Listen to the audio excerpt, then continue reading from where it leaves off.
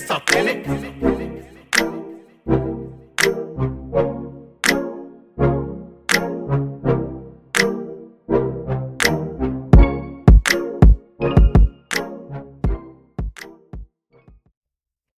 Okay, we're Let's back. get I am it. so excited. Season two of Hear Us Out, the music and media blueprint, with me, Lana Day, and the lovely River. Hey Super excited y'all. to have Melanie McClain here with us as Hello. we kick off this new season about building currency creatively. How you doing, Melanie? I'm doing really good. I'm Hey, happy to be here. hey. And congratulations on the new season. Thank Thank you, thank you. you, and thank you We're for happy being to a have part of this you. chapter. Let's go. Currency So combo let's is about to just go up. kick things off. Melanie, how do you identify creatively and professionally in the world of music and media? Yeah, identify as a founder first. I think it takes a long time for people to do that, but a few years ago I founded a community called Blurred Lines, which focuses on left of center music across the Black diaspora. As a tastemaker agency and community, and then also I'm a music executive of 15 years who's worked in everything from working at brands, streaming services, publishing companies, and more. So those are the main two things. Okay, amazing. Thank you so much for giving us the rundown. And we definitely want to, talk about the journey of how you got there. Funny enough, I did hear the sirens in the background. As anyone who's in New York, you already know how it is. Those sirens are always going to be there. You're a Brooklyn girl by way of Chicago, and that's a city that also has a rich music history. So I definitely want to hear more about when you decided to take the leap. How did you get here? Yeah, I mean, in the concise way, when I was in Chicago, where I was like born and raised, lived there until end of high school, I was just always that person that was like finding artists early, listening to, in high school, listening to emo, listening to ska, listening to like the top 40 hip hop tracks. Like that's just who I was at school. And I took that leap, not even in my degree, but in college while I started working with this musician who like now went on to be like a household name. And the leap I think is often like in the action, is not in the sense of like, applying for that job, is it, getting that major, getting that title. I think it's like the idea of first I built a blog. That blog got the attention of local artists in New Orleans where I went to university. That artist was G Easy. I helped like his PR and like I worked on his management team, and that was the first leap. And I think like I've been in the industry for 15 years, so it's a long time for it to be like to have those titles at those recognizable companies and work with like the huge artists. But to me the leap was just making that effort when I was pretty young, so I'm proud of that. I love that distinction of how the leap is not necessarily like a place or a thing. It's really just like a choice, like a mindset, right? And it's like whether you're ready Certainly. or not, you knew it's like, okay, like I'm just gonna do this thing. And then Yeah, at the it's a time I think domino my major effect. was still like pre-med or something, and Hey, I pre-med didn't even gang. agree with the music industry degree. Like I've taken courses post college when I lived in Nashville, but like I never like, whether it's me working in Web3, whether it's me working in short form video in the music industry. I've technically never got a degree in it, but like I definitely have those like years of experience. So they both add up. I mean, there's overnight celebrities and there's overnight executives. Like we both exist. I'm crying at that overnight because we know that's a quote unquote overnight is like Yeah. 10 to 15 Misconception. years. Literally, big overnight. That was Okay, a wait. long night's So rest. I love this whole that you started out pre-med and then kind of like worked your way Pivot. into music very like non-traditionally. I want to hear more about that because pivoting is not easy. People pivot, for all types of reasons and at all eras within their life. So how were you able to successfully do that? Yeah, I mean, I think it's really about like, your identity and the way that you move through the world and what spaces you choose to put yourself in, right? And also like what's the content that you put out to the world as someone who's like a digital native. So whether for me it was like making my blog and choosing to write about, like this was the peak blog era. This was in, 2009, 10, 11. So this is writing about those emerging artists when frankly at that time maybe nothing really would have came up about these people, and they were doing a bunch of shows and putting releases on SoundCloud. But this is very much when someone's emerging, you might be one of the first two, three articles about that at all.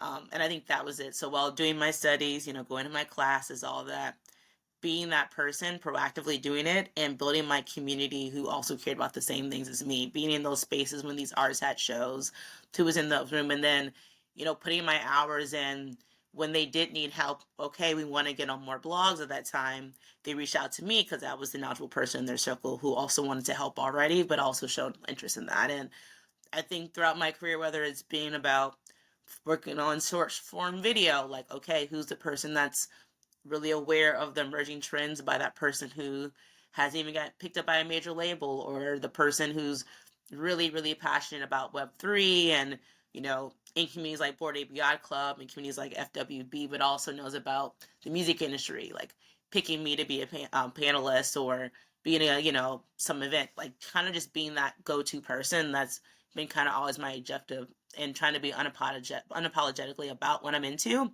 So I'm like top of mind when it comes to these things. I love that, being unapologetic about being into things, because that defines you so well. Because, girl, I've seen the Twitter threads. You be early, whether it's music, like you mentioned, G-Eazy, whether it's emerging tech, Bored Ape, like I've seen it. You are someone who always stays ahead of the curve, and it seems like very effortless. So give us a little bit of the tea. Like, how do you manage to be one of the first people who's tapped in before anyone else? I mean, I think it's like we all have our own personal standards, right? And I think for me, like I was listening to an old podcast I did a couple of years ago, with like Beef Jones and Jim Jones from like the Diplomats. Um, and I was saying that like some people just have it. So then I was literally comparing the Board Ape Yacht Club NFT project to Megan Thee Stallion.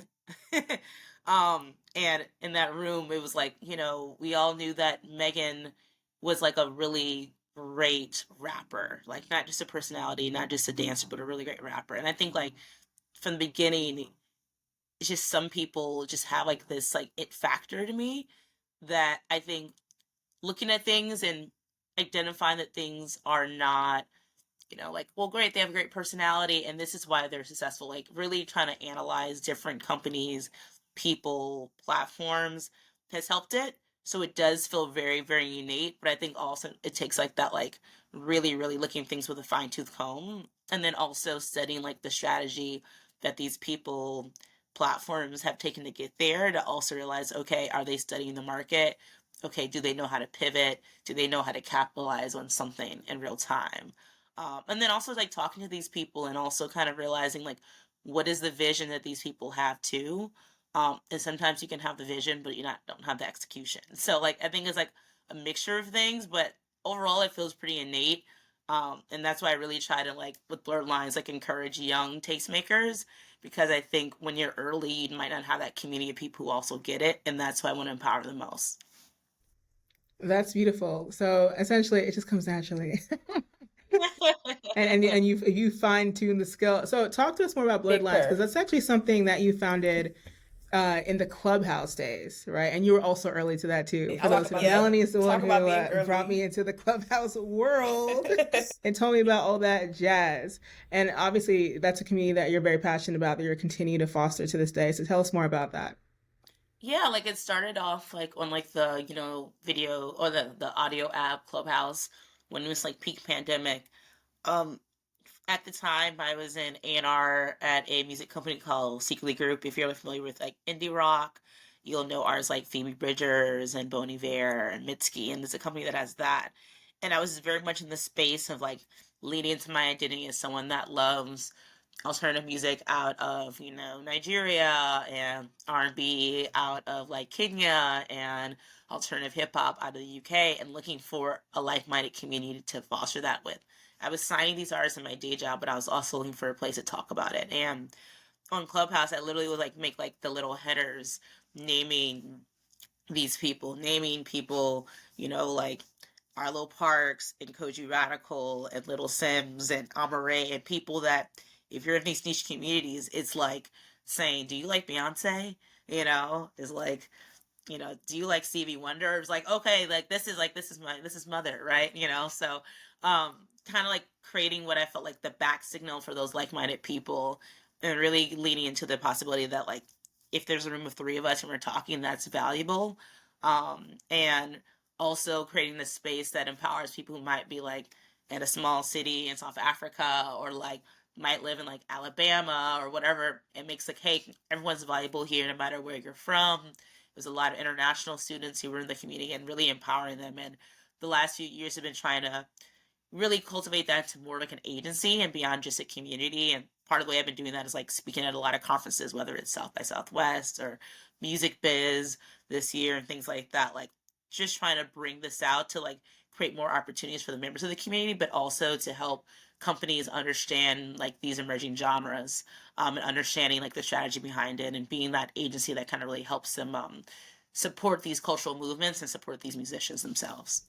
Can you talk a little bit too about like what are some of the tools or the resources that you use to like help you continue to innovate? Because you've talked about really being able to put people on and like really amplify and bring people together in the different ways that you're doing that. What are some tools that you find super helpful in your day-to-day job? Like, Yeah, I feel like it's like being that subject matter expert and putting yourself in these positions where you really know your stuff. And I think it's like listening to people and asking the questions like, what are the resources, right? So like I used to be head of community at this platform called Pools, like this like really cool culture based company, like French founder, the whole shebang, right? Doing things in cans, right?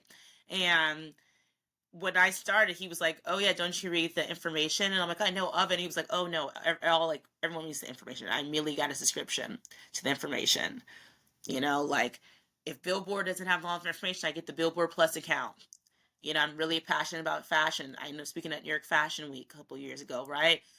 Guess what? I have the Vogue subscription. Like, in real time when something's happening in Paris Fashion Week, London Fashion Week, I'm looking at on Vogue Runway. I'm looking at like, oh my God, look 3, wait, like reading articles, reading Business of Fashion, like not just being like a lean back A&R, not just being like a Twitter thought leader, but really reading the sources. And the goal is to become peers with the people who are writing these informations, and like when I was in the music industry, my whole like, and music journalism in the beginning, my circle was music journalists. Like my closest friends are the people who are writing the musical articles in The Guardian, Pitchfork, Cover Stories, Rolling Stone.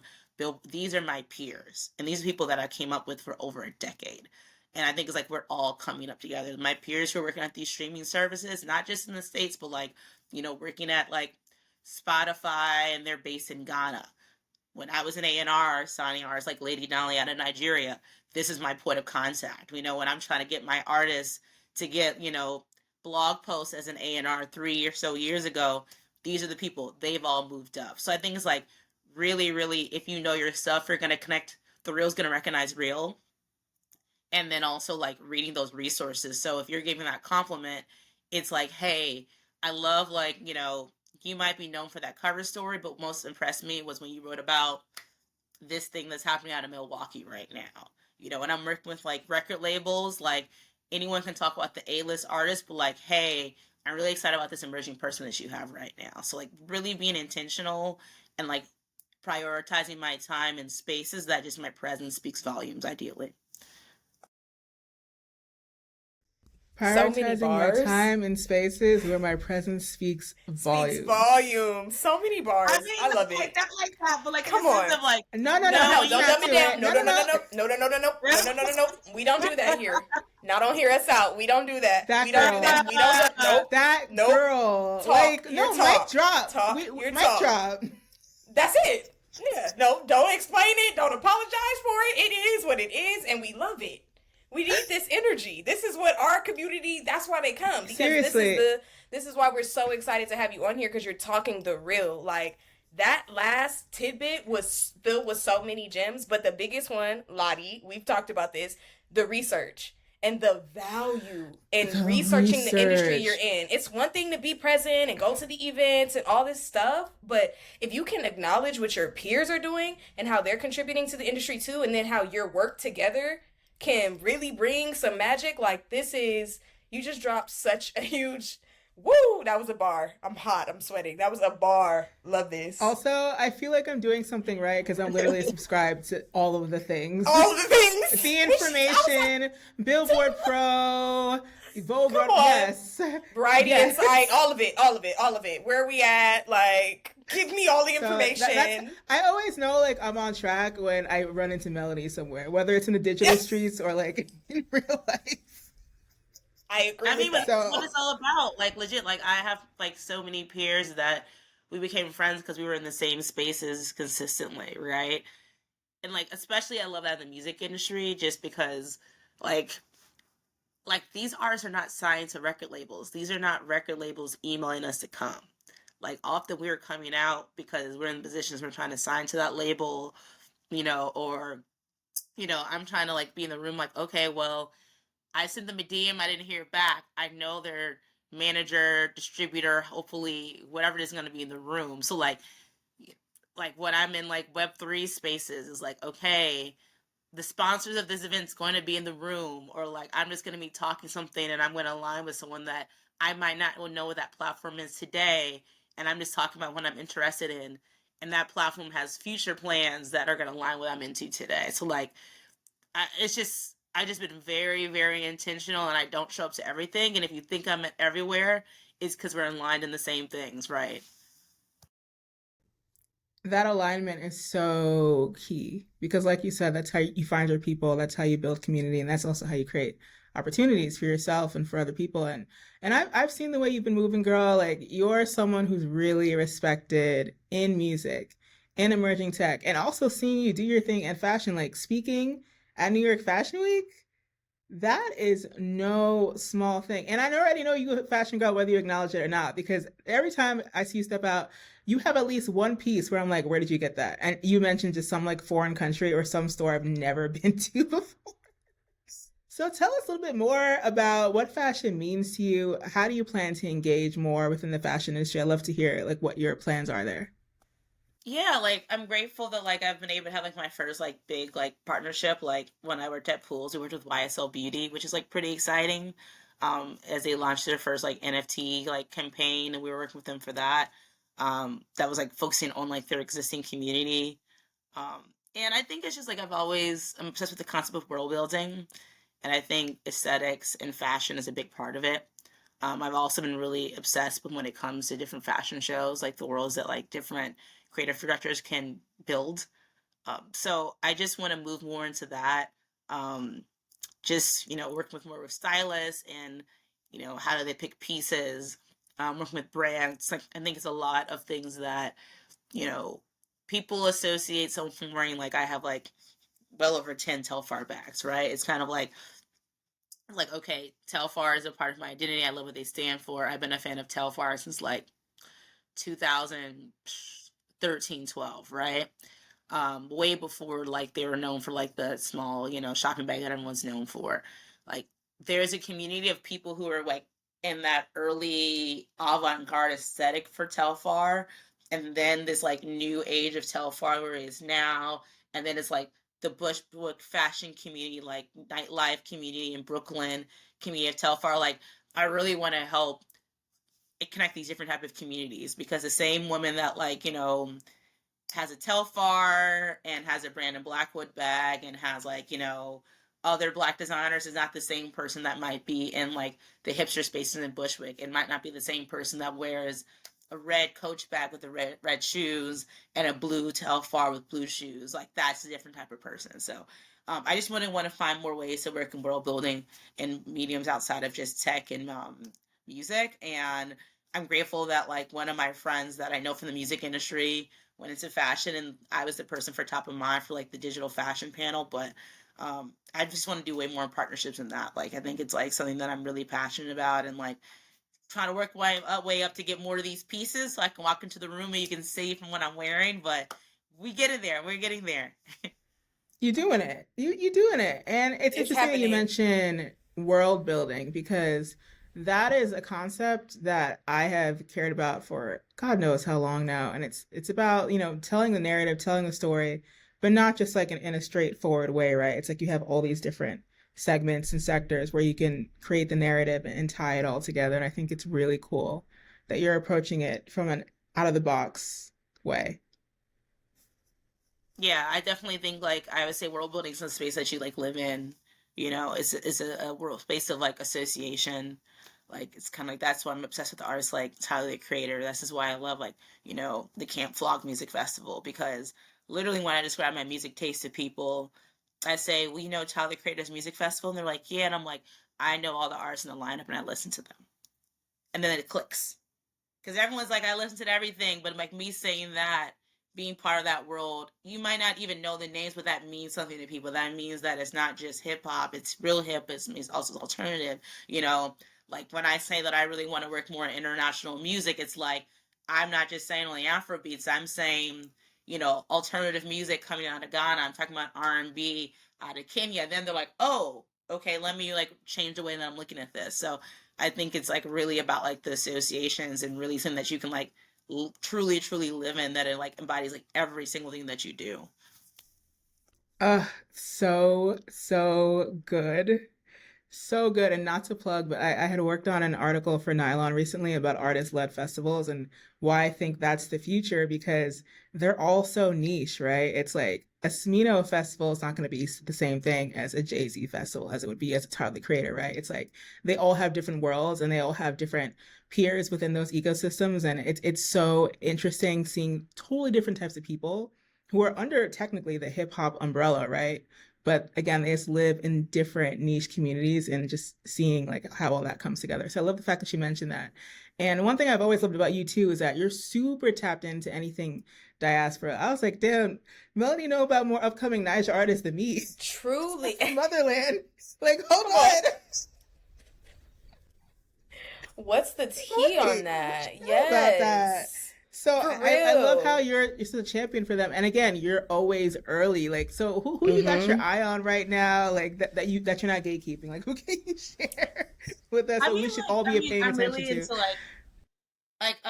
I love this artist Brazy. I was out at a party this past weekend and I heard her song out, and I was like, once again, I'm glad I'm in this world. They were like shouting out Telfar and things. I was like, yes, this is my people. They're playing a song by Brazy. So I really love the artist Brazy. Um, I just like love people who just like cross boundaries, especially like things really influence more like electronic music. Um, I'll just support like name people that I've worked with, like Lady Donnelly. I think is really incredible. Um, like I'm an early advocate of like the Alte movement, which is like short for alternative. So artists mostly coming out of Nigeria and Ghana. The biggest like exports of Timz and Amare. They first was identified as like Alte, and this is why their music is like considered more R&B or like or genre and not traditional Afrobeats. Neither one of them. But there's also artists like Santi and Odunsi and Lady Donnelly who had the opportunity of like being like her A&R for publishing. And then like I said, I'm like I'll keep on plugging it, but I think Kenya has some really really special things coming out in the R&B scene.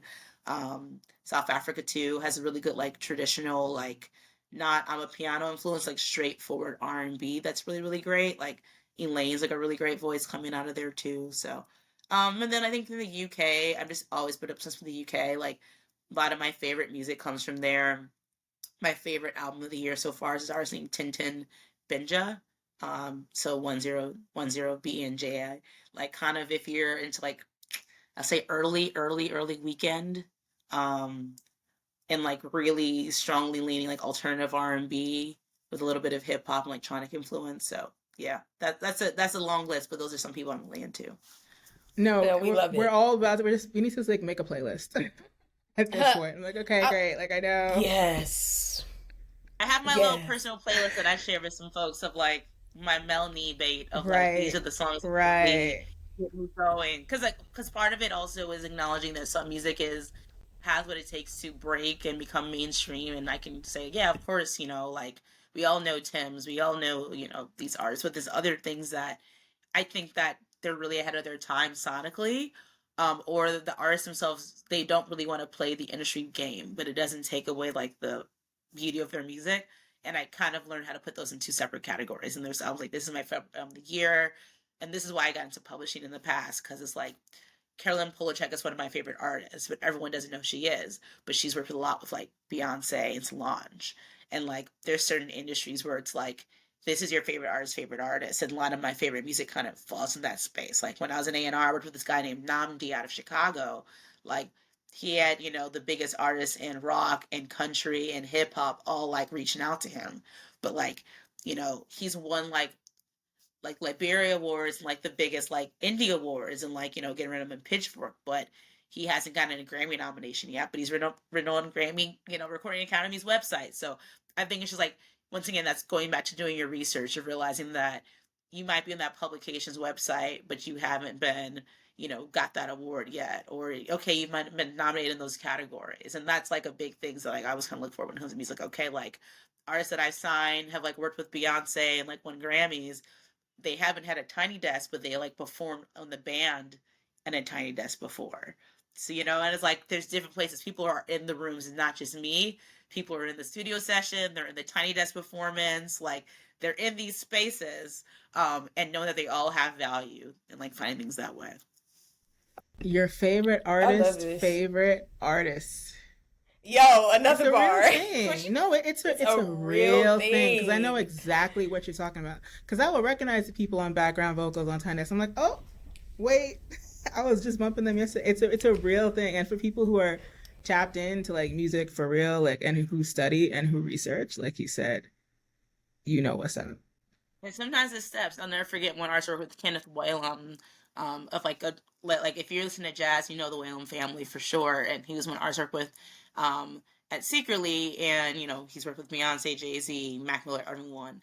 And he had like a headline show in New York, and Yeba was there. And I'm like, oh my god, Yeba! And it's very much of like, okay, someone like a Beyonce like a Yeba, and then Yeba likes Kenneth. You know what I mean? And like Beyonce likes Kenneth, but it's like all these different levels to it. And it's just like those are my like moments when I'm in these shows and I like see who's in the room. And it's not like they're there as like a cosign. It's like, no, they are there as a fan. They are there as a fan.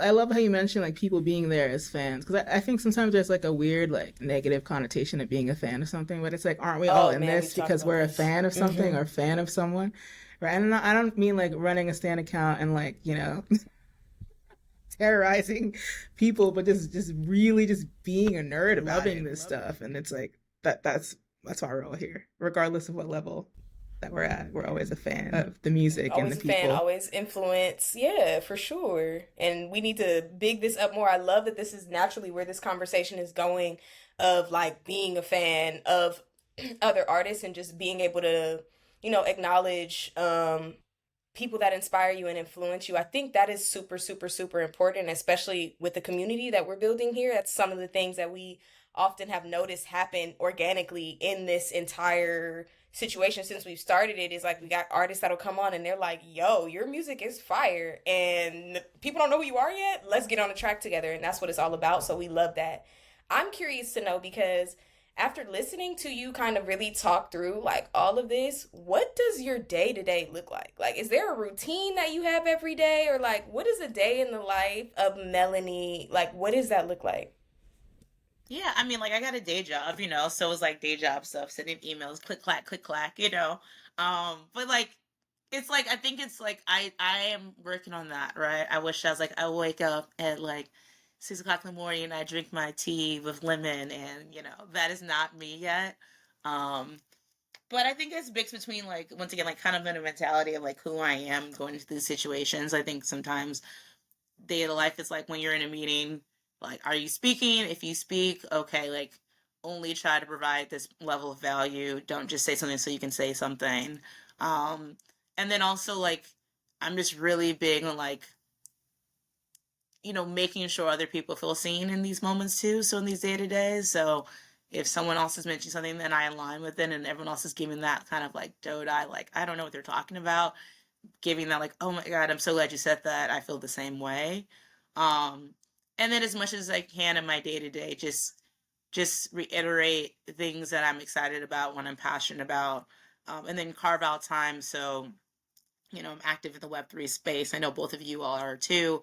So just using emerging platforms, whether it's Farcaster, which is like a new social media platform, which is right now is text based, but you can like upload photos and videos, and there's different like channels. So it's kind of like a Reddit, like you have different categories you can post in. So I'm a co-host of the fashion channels, like trying to post a lot in there, and then other channels that I'm really passionate about, like using other emerging, consumer platforms like Dracula, keeping up with the articles, things like that. And then in the evenings, honestly, just carving out time for things that I'm really into. Like I'm really into film, so like whether it's I'm going to the IFC Center, I'm going to a Q&A, using my AMC Stubs A-list membership to see like the new I don't know, Zendaya movie that came out this year, whatever it might be. Just trying to carve out time for myself. And if it is something else, like whether it's like a listening event, a dinner, a concert, a panel talk, try to like, pull myself out of my apartment in Brooklyn to like go to those events too, just because sometimes the days you're like, I don't feel like doing it. It's like the most beneficial ones. And I'm definitely known for a person going into the after. Like if we're all hanging out, I'm definitely known for going to that second location, just because often that's the time you can have more like one-on-one time and deeper conversations. So that's a day in the life. It's very New York, just because it's like a lot of multitasking and like the day is not done at 6 o'clock. But yeah, more or less. Man, I hear you on the location after the location, like the party after the after party, because The party meeting or us talking in the corner. Like, I mean, like legit, yeah. like I went to something recently and I locked in to the event and I saw someone that I haven't seen in person for ages, but I talked to a lot online. And I just ended up chatting with her and another girl that I met for like over an hour and never going to the real party. And like to me, I've learned value in that, just because to me that was the reason I went to the event, to like be able to catch up with her. And the other people I'm like, oh, I saw like when they walked, I'm like, oh, good to see you again. And like, okay, we're in the same room, but that was one person that I haven't seen out for a while who might not go out all the time. I rather talk to that person than the people that I'm like running into a lot that I can have a quick catch up again. And like I supported my friend, but like I'm glad I got that conversation. And like, I got to talk to like the person who was like hosting the venue was in. And then after it was over, meeting like the person through the event, we caught up and like we got dinner. Like that's just kind of how I move through it. Sometimes I'm in the belly of the beast and like trying to work the room, but other times I'm like, okay, I just want to have a deeper relationship. Like, how are you doing? What are you working on? I want to pour into you these things that you've been like working on that I haven't told you in person that I'm like so proud that you're doing. What's your vision for the future? Sometimes they pour back into me, which is great, it's mutual. So that's kind of like my day in the life, and like really kind of like part of the way that I function in nightlife when I'm like in New York or going to a conference or something else. Ah, I love that. And that's the power of community. And I really love how you made that distinction about you not necessarily needing to work the room every time you're in like a packed setting, right? Like sometimes it's just that one or two people that you connect with within that time frame, and that's more value than shaking like 50 hands in a And crazy. Vladdy will see. I pull back. I'm in these spaces and I'm there. I greet people. I'm lovely, but like I've definitely pulled back. And like I see the vibe. If there's like a immediate connection, I'll dig deeper. If not, it's a smile. Like it's very one of those things of like I've learned like even hyper extroverts like me, there's a way that like you have to do it, just because the thing is I don't want to get 10 people hitting me up the next day like nice to meet you, because my thing is I wanted to like lead into something, or we know what we can have stuff in common that we both want to talk about. And not what they want to talk to me about, but like what I also want to talk to them about as well. And like it was definitely, again, that's those 15 years coming together, like when I was younger, when I was, still in New Orleans or first going to South by Southwest for the first time in like 2000, I don't know, 2010 or 11. Yeah, I moved differently. But now that I've done these things like 5+ times, I move very differently. It's the intentional networking for me. That's what this is all about. Like you're basically talking about intentional networking and it's pivotal. So I love it. So we've gotten to our favorite part of this interview. What is one gem, one tip, one piece of advice that you would like to share with some rising creative professionals or artists while they're trying to get their bag?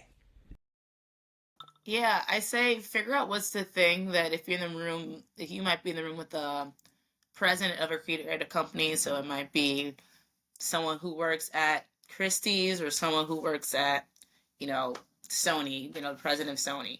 What things do you feel like if you're in a room that you feel like they're an expert on? And once again, not saying that like I'm the best singer, or I know I have the best taste in music. Literally, like, this is something that's happening that you feel like you're the only person in the room that you know about, and lean into that.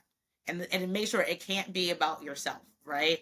It's like, if someone said, for me, I can tell you the most, like, rising songs in short form video, right? I can tell you that this is going to be the Beyonce song that people are going to be doing the dance to. These are 3 songs by artists who are not signed to major labels, or barely, with TuneCore, DistroKid, boom, that. And I can walk into a meeting with TuneCore and tell TuneCore, hey, these are the, emerging artists that, like, I noticed that are on TuneCore. I could talk to that label president and say, like, hey, I know you like to sign this type of stuff. Are you talking to this person? I bet you are, I could talk to, like, a fashion company and say, like, hey, like, this song mentions this thing and it's viral on short form. Have you ever thought about, partnering? Because I definitely want to go more into influencer marketing, right? And I feel completely confident I can work into, like, a Web3 space and feel like I'm, like, passionate about the concept of putting, like, culture on chain, and say, like, okay, this is what this means to me. To me, that means that if someone went to this concert, this concert, this concert, how do we make sure that this is, something that they can get access to these other opportunities, these other experiences, like input from that Web3 lens. And I know I can talk to the founder of 3 music Web3 platforms. I could talk to all these, influencers and thought leaders.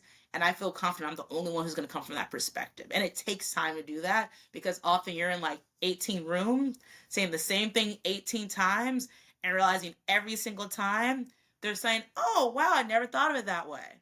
Oh, wow. Or they think they get it, and then you dig a little deeper and they're like, oh, wait, I don't understand from that same perspective.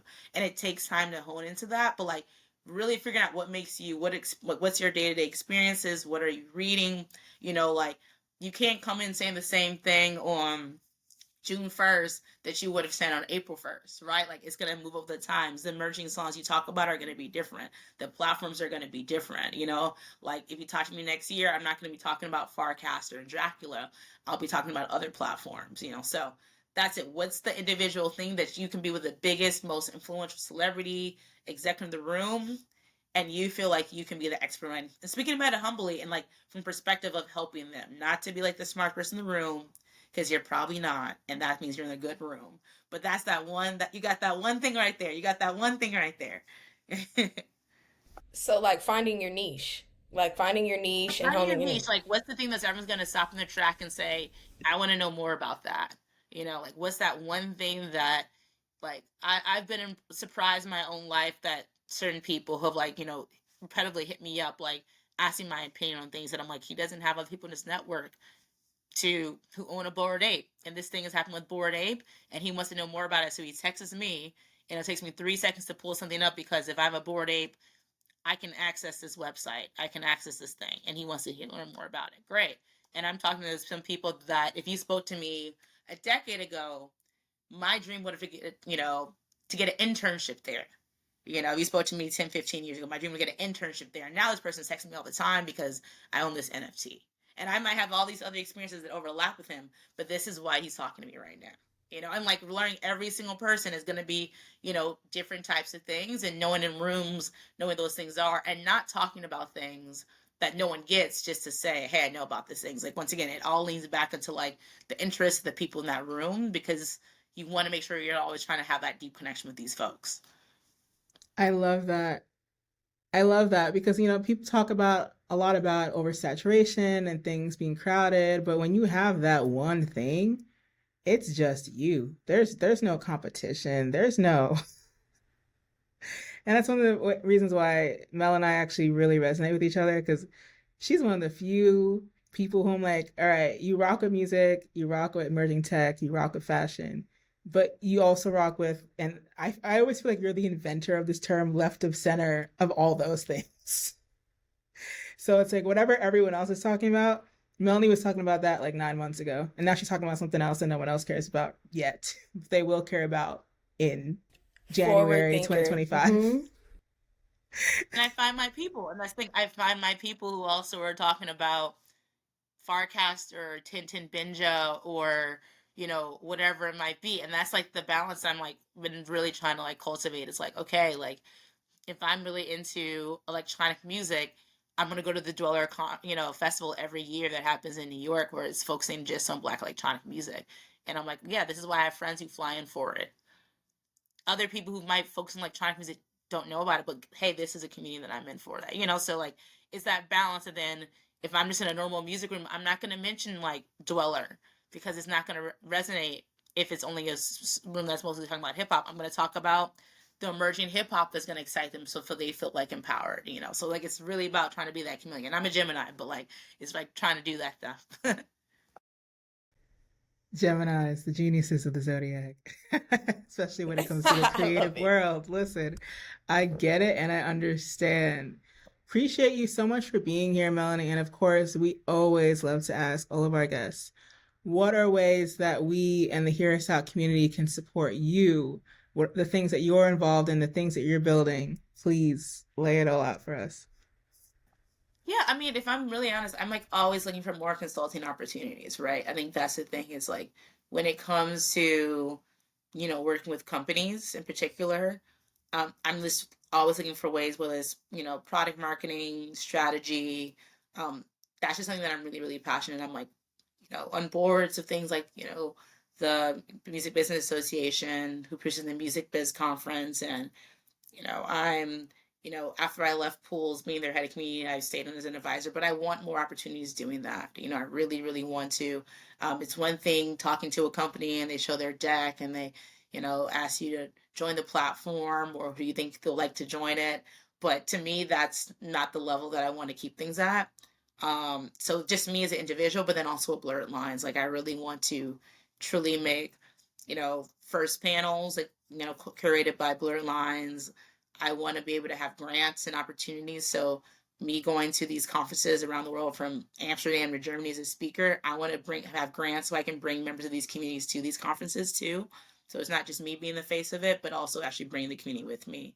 So those are the top two things. I'm just looking for opportunities for me to like really, really, really lean in to work with these like different startups or major, household name companies. Especially with layoffs. I know that like companies don't always have the same budget to hire these full-time staff. So as an individual like me, and then also I just want more opportunities to really build the Blurred Lines brand to like uplift the amazing tastemakers in the community and also like kind of provide the insights because I know it is a process to have people understand that, the just multi sides of music and culture and when it comes to just maximizing these moments, and sometimes you need agencies to help do that. We love it. We love it. Beautiful, beautiful, beautiful, beautiful. Melanie, again, thank you so much for being here. Thank you for all that you do. We love you. We support you. We want to continue empowering you in every way that we can. Thanks so much for taking the time. Thank you for joining us. What a currency combo. Thank you for tuning in to this episode of Hear Us Out, the Music and Media Blueprint, brought to you by River and Lottie. If you love what you heard, hit that subscribe button. And of course, make sure to join our Lay Low community for exclusive updates and behind-the-scenes access. Now remember, friends, keep going, stay motivated, and stay inspired. You got this. We believe in you. See you next time.